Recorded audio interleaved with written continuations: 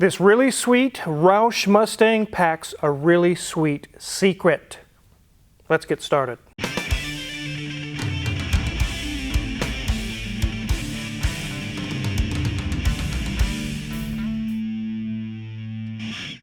So this is a 2015 Ford Mustang Roush Stage One. As you noted on the side, it says RS1. I'm pretty sure that's what that means. I'm really up in the world of Bentleys and Maseratis, Mercedes, Jaguars, all those types of vehicles. I really don't keep up that much with domestic muscle cars and things like that. It's not really my forte, although we can work on them obviously in the shop. So I was pleasantly surprised when this one came in and I opened the hood and it revealed its little secret. You look at this car and say, man, that thing's probably supercharged. Man, that thing's got a 5-liter in it. I bet it can roast the tires. And you're going to be so wrong when we open the hood. It looks like something with a V8. It should have a V8 by all rights by looking at the car, but it does not. We're going to talk about that here towards the end of the video. Right now we're going to take a look around it and talk about why is it here. Now that is a beautiful front end of a car. I love seeing these in my rearview mirror. They look really, really good. It's not a $300,000 McLaren or something crazy like that, but yet for what you pay for and what they spent to design this car, I think they really knocked it out of the park. They look amazing. They really look nice. I love the yellow paint. You guys remember that I had a Daytona Dodge Charger that was a similar color. It was called something Top Banana, I think is what it was called. And this is a very similar color. Has some Roush wheels on it. They are in very good shape. Here we see on the side RS1. I believe that stands for Roush Stage One. As we come to the back, you can see the back end of this Mustang, and I think they really did really good on the design as this as well. I remember back in the day when they first started coming out with the sequential turn signals on these that actually lights up each individual bar in sequence for a turn signal. I remember them modding some of the 2005 and 6 Mustangs to have that on their vehicle. I think it looks really cool. It really signifies this is a Mustang. You don't mistake it for anything else. Let's go ahead and reveal the little secret. So everybody's got a dirty little secret. And really? What is your dirty little secret? I'm not telling mine. This car has one too. For those of you that are not affiliated with these newer Mustangs and are into the old classics and things, you're about to be severely disappointed.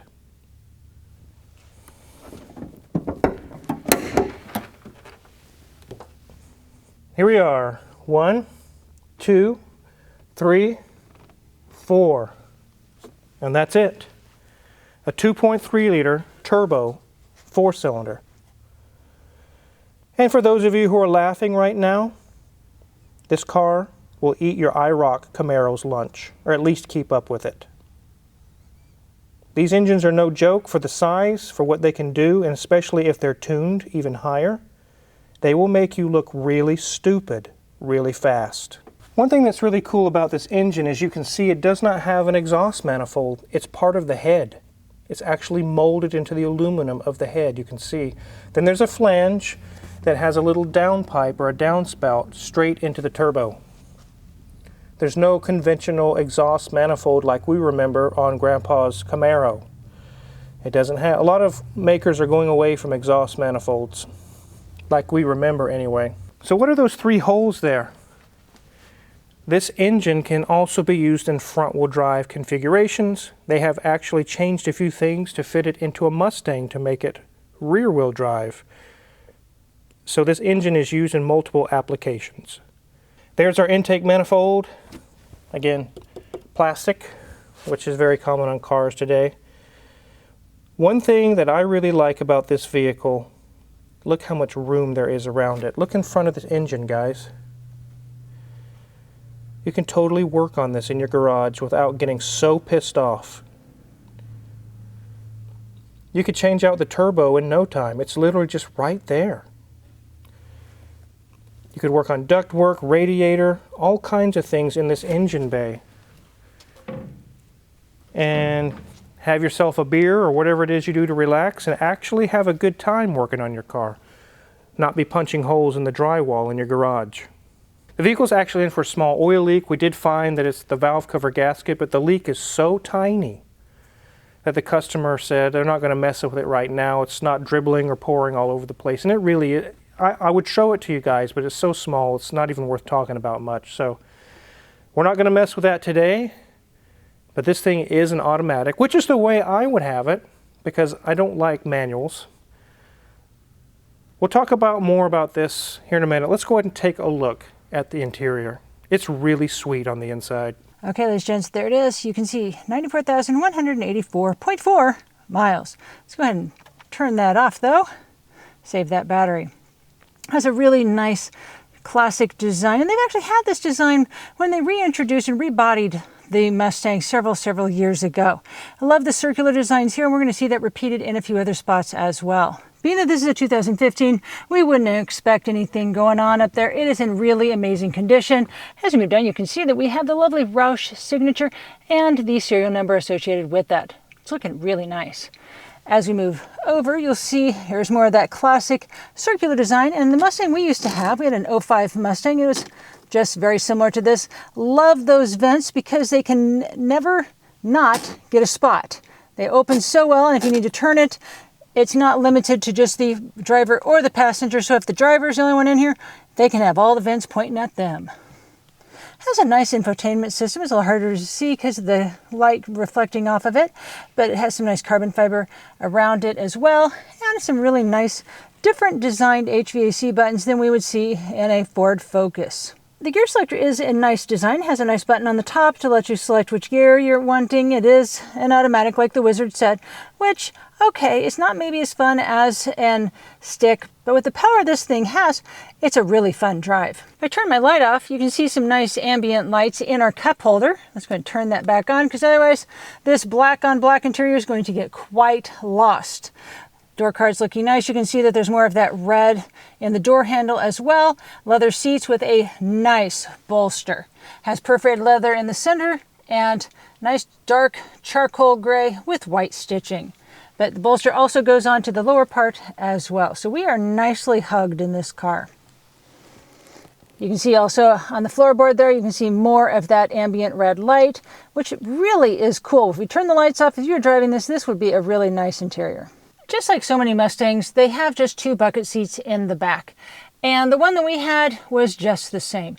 We scroll down, you'll see, yes, that was about the footroom that was in that Mustang as well, because there's not too much size, because this is an American sports car, so, well, you're lucky you have some room back there. It is a 2-door, so we have no door cards, but if we look at that side, it has a nice little molded armrest into that plastic. Headliner, of course, is in perfect condition because, well, it's not very old, and it's a nice dark color, which is going to hide anything that could be, up there for the most part. Something were to touch that ceiling space. So we are back to that steering wheel.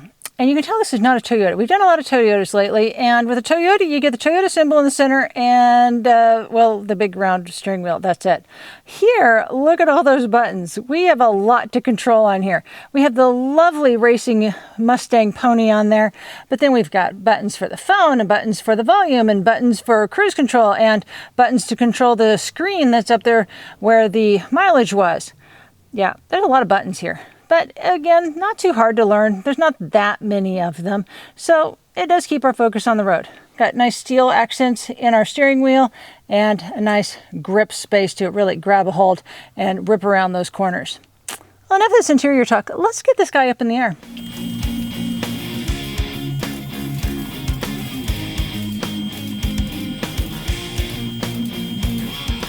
So with 90-some thousand miles and it's a 2015, I don't expect to find a whole lot of leaks or things going on. Let's go ahead and take a look underneath. Here's where our radiator would be. You would check these little holes here for a bunch of white crusty stuff where coolant has been leaking. I don't really see anything going on there. No oil dripping out of the holes here. That's what these holes are for. If there's any fluid that accumulates, it'll actually come out of these holes. Check this wheel over here. The brakes look very thick. Nice dry struts. Good sway bar links. One thing that's interesting is our steering rack right here. You can see that it's got like an electric motor or some kind of control unit on it. And that is because it is full electric power steering. No power steering fluid. I like that. Brakes look good here. Sway bar link is good. The strut is dry. Everything looks very good. The valve cover is leaking up top. It's like I said, it's so small, it's not even leaked down here, so it's really nothing to worry about. The oil pan is nice and dry. Here's our transmission. We are going to be doing a fluid and filter service. We're going to be removing the pan and doing the filter and everything. The customer wanted the service done on it, so we will be doing that. Look at that flex disc. It looks like a Mercedes-Benz. And it's on a Ford Mustang. No more U-joints from the old days, which is fine. I really like those flex discs. Here's our exhaust. Here's our fuel tank, which is kind of a saddle style. It kind of goes up and over the drive shaft. Then we have a CV joint style end on the drive shaft there. Here's our big beefy differential, which is also dry, no leaking going on there. Check our wheels. Brakes are good. Sway bar link is good. I do see this shock right here. With this lift, we're having a hard time looking at things, but you can see on the bottom of that shock, it is wet. So that shock is blown out. We'll let the customer know and see what they'd like to do, and then go from there. Let's go to the other side. The brakes look good. CV boots are good. And the shock on this side is nice and dry. So just the driver's rear shock is blown out. So it is a 4-cylinder, but we do have where it splits into 2 right here. Has a nice look to it. It's not required for a 4-cylinder, but it looks a lot more sporty that way. Everything looks good under here. Let's go ahead and get this thing on the ground.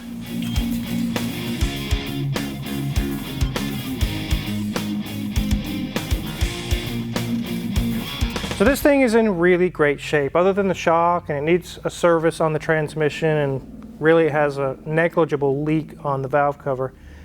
It is in very, very nice condition.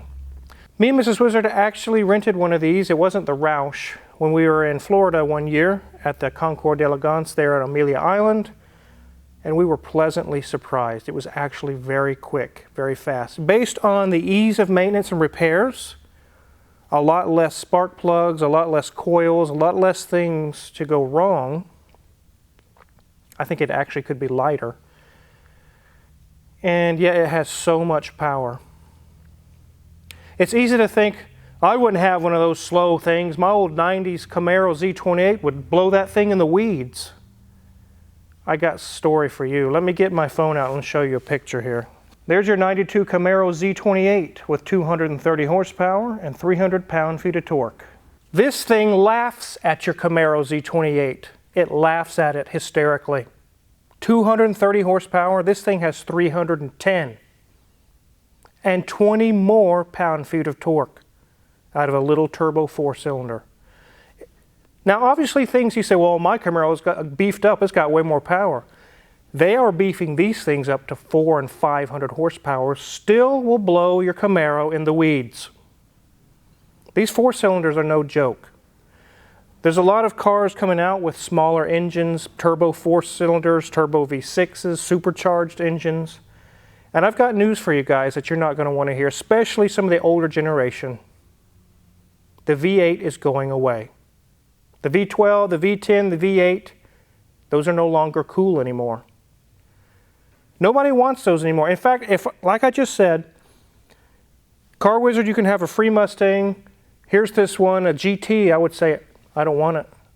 Bring me the 4-cylinder version. I don't want the V8 with all its complex parts. It's really not that much more powerful. This thing is where it's at.